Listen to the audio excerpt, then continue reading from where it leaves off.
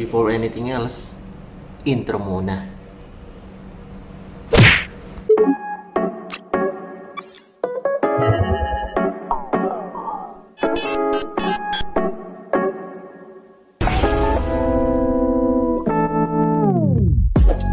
I'm on a different wave. Time and effort isn't such a shitty price to pay. Hello, this is Elijah from Human's Kitchen, and today we're gonna cook creamy corned beef sopas. Our surprise, mapapagulat ka sa sarap! Wow! And our ingredients are onion, garlic, carrot, Argentina corned beef, carnation evap, cabbage, and onion stock, and hot dog. Instead of using macaroni noodles, we're gonna use spaghetti noodles. Hey, that's pretty good. First, I'm gonna cut this into small pieces. So, like this.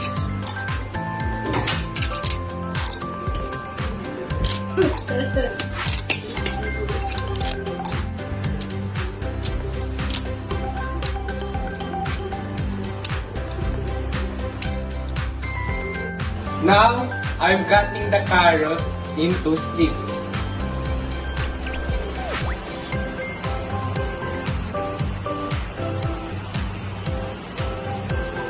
Now, I'm cutting the hot dog into pieces.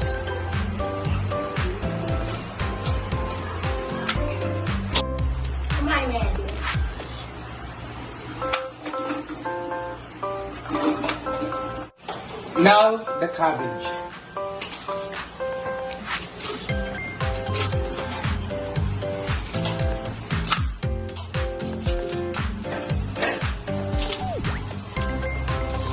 Last but not the least, onion stock.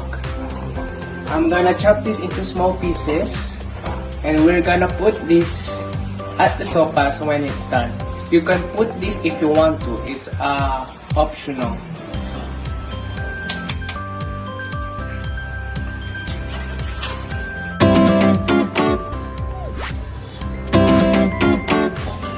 Now we're gonna put a little bit of oil. Now, put the onion.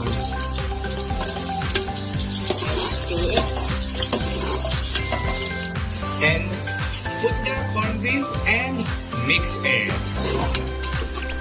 Make sure to mix it well.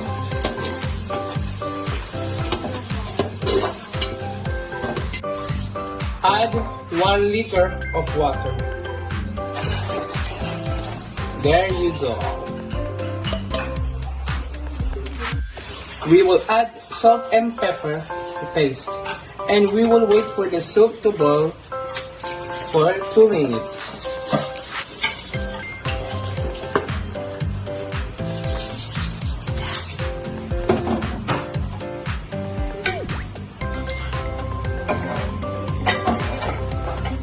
Now, put it on and wait for 2 minutes. Now that the soup is boiling, we're gonna put the noodles here and wait for another 2 minutes for the noodles to cook.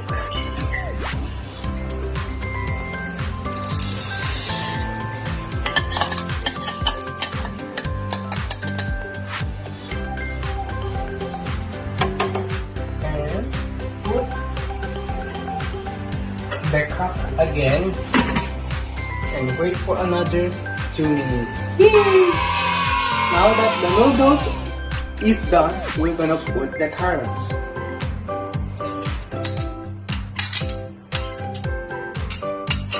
And then the hot dog. Wow! There you go. And mix it like usual.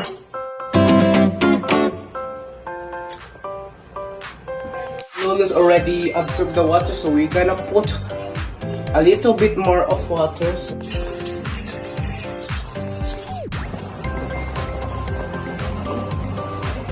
Now, we're gonna put the carnation, diba?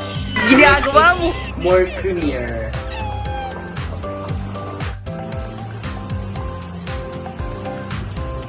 And stand again for a minute. The cabbage.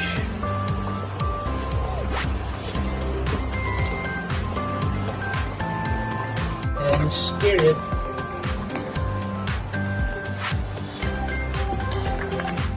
Now we will taste it.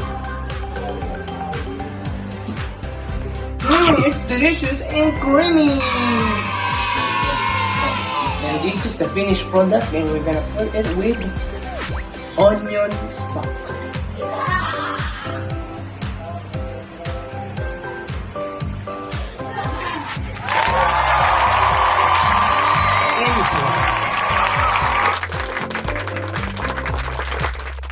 I'm on a money to dollar. Walk on the cook on me, Kemba. I might kick out shit. I might relax shit. I wear black shit. Now I is my wrist. I might kill out shit.